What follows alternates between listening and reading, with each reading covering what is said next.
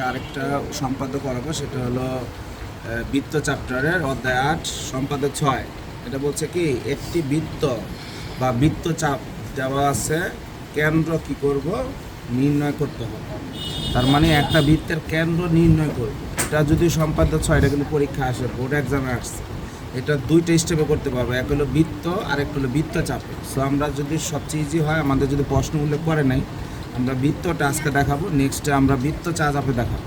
তাহলে আমরা এখন আসবো, একটি বৃত্ত বা বৃত্তচাপ দেওয়া আছে, যার কেন্দ্র কি করব নির্ণয় করব। যার জন্য আমরা আগে প্রথমে একটা কি অঙ্কন করব, বৃত্ত অঙ্কন করব। এখন বৃত্তের যেহেতু মাপ বলে দেয়, আমরা ইচ্ছা মতো একটা বৃত্ত নিব। এই বৃত্তের কেন্দ্রটা আমরা কি করব নির্ণয় করব। আচ্ছা দেখো, এই বৃত্তের কেন্দ্র নির্ণয় করার জন্য আমরা একটা বৃত্ত নিলাম। এই বৃত্তের উপরে আমরা 3টা বিন্দু নিব। এই বৃত্ত বা বৃত্তচাপে আমরা 3টা বিন্দু এ বি সি নিই। দেখো, এটা 3টা বৃত্ত নিব আমরা। একটা হলো এ, দেখো এই যে এ, একটা বি, আর একটা আমরা কি নিব সি। এ, এটা হলো বি, আর এটা হলো সি। ঠিক আছে, আমরা 3টা বিন্দু নিলাম এই বৃত্তের মধ্যে, এ বি সি। এখন আমরা কি করব, এ বি আর সি এটা আমরা যোগ করে দিব। এ বি আর সি আমরা কি করে দিব, এখন যোগ।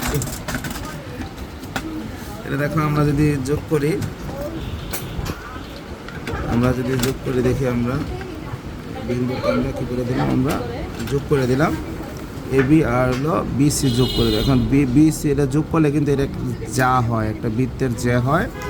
এখন আমরা কি করব, এই A B R C B C যা সমদ্বিখণ্ড কী করব আমরা, লম্বদ্বিখণ্ডক যেটা পারি বলতে, সমদ্বিখণ্ডকও বলা যায়, আমরা লম্বদ্বিখণ্ডক বলি বইয়ের ভাষা।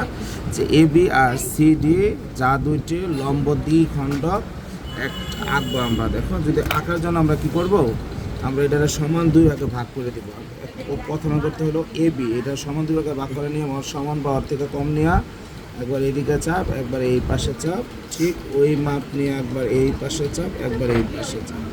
এই যে আমরা যে এটারে সমদ্বিখণ্ডক মানে লম্বদ্বিখণ্ডক করব, এটার নাম হবে, এটা আমাদের ইচ্ছা মতো আমরা নাম দিব। আমরা যেভাবে বলছি আমাদের ওইভাবে নাম দিতে হবে তা না। আমরা ইএফ, এটা আমরা ধরলাম হইলো ইএফ। ঠিক একইভাবে আমরা করলাম এ বি এর লম্ব সমদ্বিখণ্ডক। এখন আমরা কি করব, বিসি, ঠিক সেমভাবে এখন বিসি এর লম্ব দিয়ে সমদ্বিখণ্ডক করার নিয়ম, এইটা এই বিসি এর সমান, আর তার থেকে একটু আমি একটু কম নিলাম।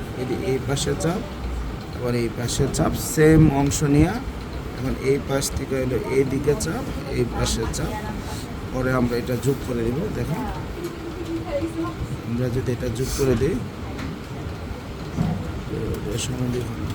এই অংশের নামটা আমরা দিয়ে দিব হলো এইচ জি। এই ইএফ আর জি এইচ তারা পরস্পর কোন বিন্দুতে মিলিত হয়, ও বিন্দুতে মিলিত হয়। সুতরাং এই ও বিন্দু হবে ওই বৃত্ত। দেখো সবাই, তাহলে এই ও বিন্দুটাই হবে ওই বৃত্তের কেন্দ্র। এটা হচ্ছে আজকে।